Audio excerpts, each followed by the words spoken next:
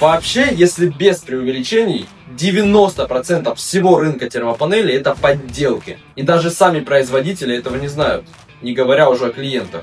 Просто визуально давайте оценим оба варианта и посмотрим, что мы наблюдаем. Основа самих панелей.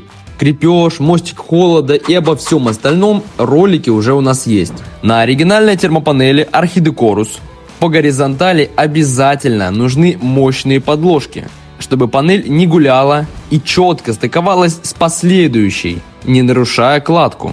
А вот на подделке мы видим ничего. Подложек просто нет. Через стык проходит холодный воздух, образовывается мостик холода, и к тому же кладку нужно соблюдать вручную по уровню, иначе ее поведет. Монтаж значительно усложняется.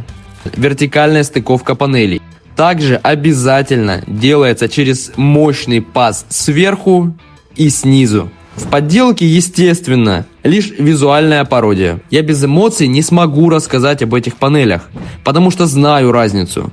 Человеку далекому от этой темы все будет в новинку, и производитель может сказать совершенно что угодно.